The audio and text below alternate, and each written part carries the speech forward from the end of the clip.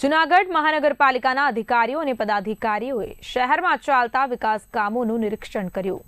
Joshipura flyover બ્રિજની ચાલતી કામગીરીનું નિરીક્ષણ કરાયું। મેયર ધર્મેશ પૂશિયા, ડેપ્યુટી મેયર આકાશ કટારા, સ્ટેન્ડિંગ કમિટીના ચેરમેન પલ્લવી ઠાકર, શહેર ભાજપ પ્રમુખ ગૌરવ રૂપારેલિયા, કમિશનર તેજસ પરમાર સહિતના અધિકારીઓએ સાઇટ મુલાકાત કરી જરૂરી સૂચનાઓ આપી હતી। ઉલ્લેખનીય છે કે જોશીપરા રેલવે ફાટક બંધ હોવાથી ટ્રાફિક સમસ્યાનો લાંબા સમયથી પ્રશ્ન છે, ત્યારે ટ્રાફિક સમસ્યા હલ કરવા સરકાર દ્વારા જોશીપરા ફ્લાયઓવર બ્રિજ મંજૂર કરવામાં આવ્યો હતો અને હાલ તેનું કામ પ્રગતિમાં છે। જાન્યુઆરી 2027 સુધીમાં ફ્લાયઓવર બ્રિજની કામગીરી પૂર્ણ થશે। 26 જાન્યુઆરી 2027 જોશીપરા ફ્લાયઓવર બ્રિજનું લોકાર્પણ કરવામાં આવે તેવી શક્યતા છે।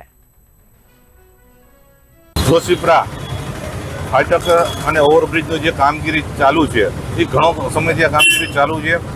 વર્ષોથી આ જોશીપરાને પડેલી મુશ્કેલીઓ ફાટકને હિસાબે કે જે અવારનવાર ફાટક બંધ હોવાને કારણે જોશીપરા અને જૂનાગઢ બે ભાગમાં ડિવાઈડ થઈ જતું, તેને ધ્યાનમાં રાખી અને આ ઓવરબ્રિજ સરકાર દ્વારા મંજૂર કરાવી અને એનું કામગીરી પણ ચાલુ થઈ છે।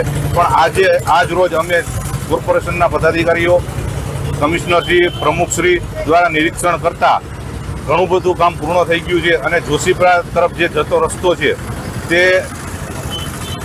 1 થી 2 મહિના માટે બંધ કરવામાં આવશે, જેથી કરીને એ મોન્સૂન પહેલાં જે કોલમ અને જે કામગીરી છે એ પૂર્ણ થઈ જાય એટલે વધીને 15 મહિનાની અંદર જોશીપરાની જનતા માટે જે આ અવારનવાર જે રેલવે ફાટકનો પ્રશ્ન હતો એ ફાટકનું નિરાકરણ આવશે અને 15 મહિના પછી આ બ્રિજ ખુલ્લો મૂકવામાં આવશે, જેથી કરી જોશીપરા અને જૂનાગઢ બે ભાગમાં વેચાઈ જતું એ વર્ષો જૂનો સોલ્યુશન પણ